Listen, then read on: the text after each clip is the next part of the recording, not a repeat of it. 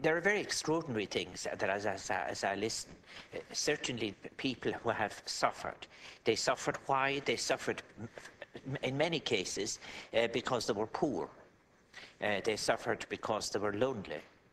And that poverty and that loneliness made them vulnerable to an extraordinary breach of trust by a number of individuals who've been named.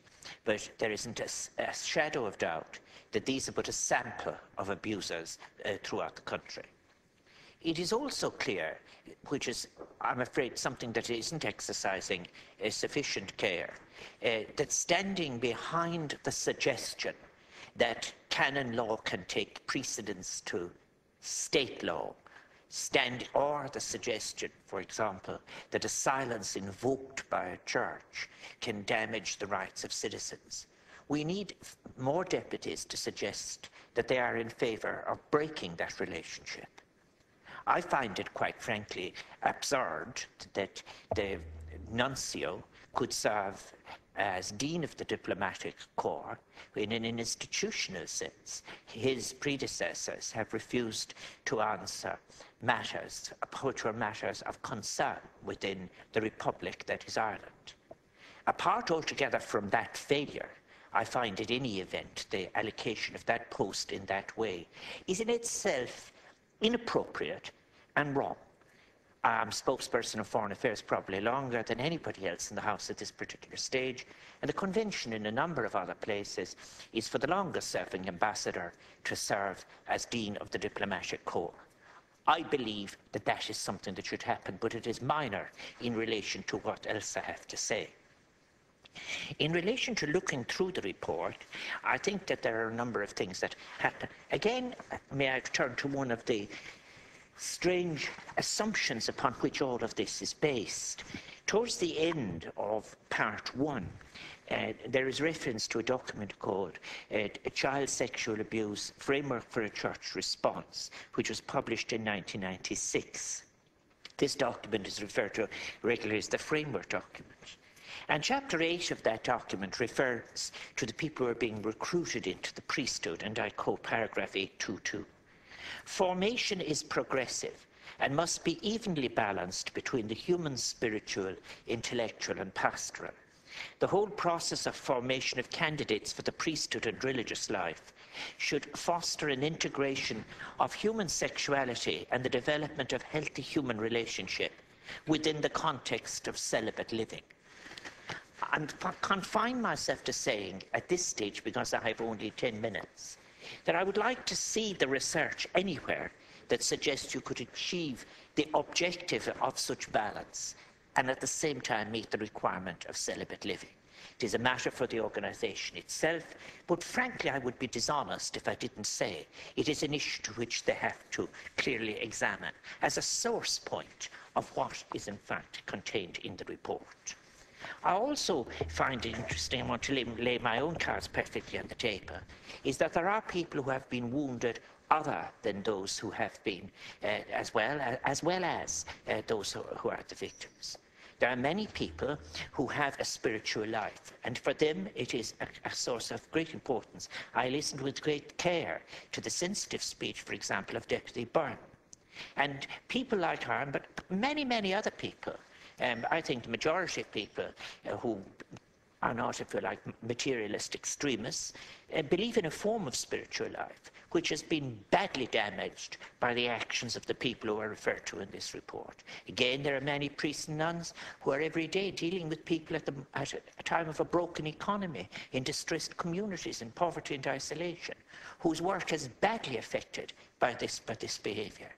But this report, above all else, concentrates on the secrecy that was invoked, and, if you like, the priority that was attached to such secrecy over the responsibility of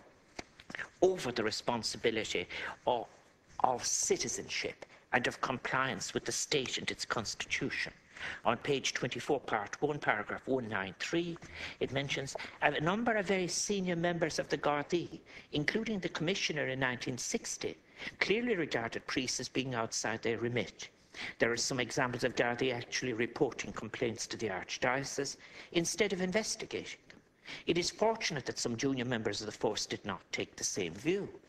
The suggestions that from complaints were made from outside the jurisdiction to the area, to the Gardaí, that they went straight up to the Archbishop's Palace with them, rather than acting on them. Now that is very serious. Now I'm long enough in this House, and through a number of campaigns, to actually have had some of the people who are mentioned in this report here be present when I was campaigning on different referendums at different stages, and they were out there in the front arguing some kind of notion, for a notion that we're representative of falls from all forms of ethics and all forms from all sorts of belief or whatever. And they were, in fact, actually militants in relation to campaigns. There are people in here as well who are on record as being against the Stay Safe programme in the schools. So let me be real about this now. What is changing? Will there be a change in the Gardaí? Will there be a change in those lay bishops who are all over the place in relation to schools of management and boards, who stop, imagine, on the basis of your own version of what you believe your church is doing, you say that you can't implement the Stay Safe programme?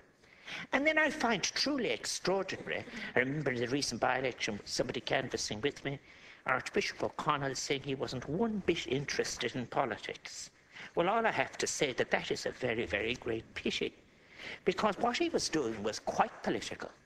He decided to put, he said, I quote from page 52, part 1, in Article 346, well, I think the Commission will have to accept that on my first meeting of the Congregation for the Doctrine of the Faith, I took a note that I would not reveal what was discussed at meetings of the congregation. And I will, of course, be as true to that oath as I am to the oath I have taken here. Well, now, this raises an issue, as if this much is that, can we now say, I don't accept that because Cardinal Connell has retired, that he hasn't questions to answer. But equally, I don't accept that the public and the legislators who are required to have a view in this, they should express their view in relation to the appropriate relationship of church and state. It'll be perfectly clear in my own writing and in my own practice otherwise, and as a writer and so forth. I have the greatest respect for spirituality, but I respect the independence of the Constitution.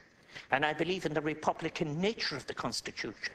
And I believe that the Church does better when it is accountable to the state and to the Constitution, and that there is a degree of dignified separation between them. But also, you have, even in relation to that, you get on page 53 and 351, a listing of what were perceived to be, what were the powers and responsibilities of the papal legate. I don't intend to insult anybody about saying that, but in many cases it was, among others, to inform the Apostolic See about the conditions in which the particular churches find themselves, as well as about all matters which would affect the life of the church and the good of souls. Yes. So therefore, when it came to be a choice, how was it? I go back to something I am on the record as saying here about the time of the Kennedy report. Two secretaries of two government departments knew that a boy was being flogged on the landing in Dangan. And when the young civil servant wrote to the head of his department saying what should happen, the two general secretaries corresponded with it and said, it would be better that this didn't come out. What this report tells us is that this unaccountable, secretive retinue of abuses, well known, insured against, that what was important was preventing the scandal rather than addressing the rights of the child.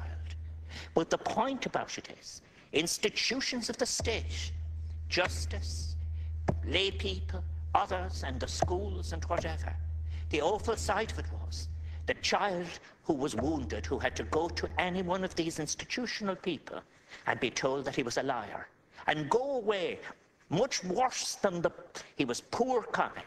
He or she might have been lonely, as so many children are. And I know I've met them when I was on the MacBride Commission. And they went on to the prisons, and they went on to have terrible lives and so forth. So it is not just a matter of noting this report. It is a matter of those who are involved simply saying that they, as part of something that was so rotten, must now leave, and they must build something new.